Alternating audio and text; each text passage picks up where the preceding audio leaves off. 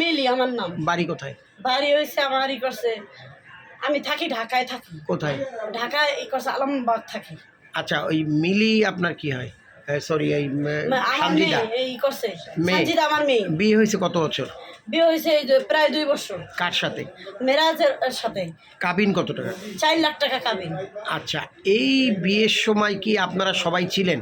হ্যাঁ, সবাই ছিলাম। বিয়েটা কোথায় হয়েছে, ঢাকা না বরিশাল? হ্যাঁ, ঢাকায় হয়েছে বিয়েটা। ঢাকায়। তারপরে বিয়ের পরে কি আপনি মিরাজের বাড়ি আসছিলেন? হ্যাঁ, আসছি, নিয়ে গেছি মেয়েরে, কিন্তু কখনো কোনো সময় নিজের থেকে আমার মেয়েটারে নিয়েও যায় না, নিয়েও আসে নাই।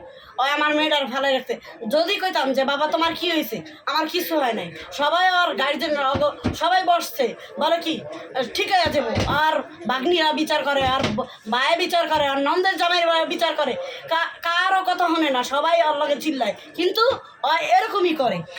আচ্ছা, এখন আমি একটু জানতে চাই যে আপনার বাড়ি ঢাকাতে, আপনি আজকে বরিশালে কেন? আমাদের নামে একটা মিথ্যা মামলা দিছে। আমরা আসছিলাম, আমার এই যে 1 লাখ টাকা, আমি আর এই 1 লাখ টাকা দিয়েছিলাম, এই টাকাটার জন্য আমি আসছি, এটার জন্য আসছিলাম আমার কাছে। আর এর ভিতরে আমাদের নামে এই যে করছে ঢাকা এই বরিশাল কোর্টে করছে আমাদের নামে মিথ্যা মামলা দিয়েছে থানায়।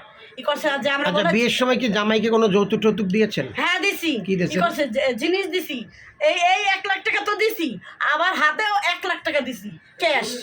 তারপর করছে আবার করছে 10 আনি একটা স্বর্ণের জিনিস দিছি, এগুলো হনেন আর কিছুই দেয় নাই। আরে একটা আংটি দিছি, এগুলো কিছুই দেয় নাই, এগুলো সবাই রেখে দিছে। এই টাকার কথা অস্বীকার করে, কয় কি এই দিম না, কয় আমি আমার শ্বশুরে আমার হাজবেন্ড মারা গেছে, আমার হাজবেন্ডে হয় মেডিকেল পর্যন্ত গেছে, উনি একটা টাকা দেয় নাই, কিন্তু ওরে আমি 2,500 টাকা দিয়া খাওয়াই লয়, আর বন্ধু সহ আমি আরো করছে ওই যে গাড়িতে তুইলা দিছি, বলে আমার শ্বশুর কিছু খাবে না। আচ্ছা, সে কি কোনো রাজনৈতিক দলের সাথে জড়িত? হ্যাঁ, সে রাজনীতির সাথে জড়িত। কোন দল? আওয়ামী লীগ। আচ্ছা, ওই যে আমি একটু জানতে চাচ্ছিলাম যে এখন আপনি কি চান? আমি চাই এটার সুস্থ করছে বিচার চাই, এটা যে আমি একটা ন্যায় বিচার চাই।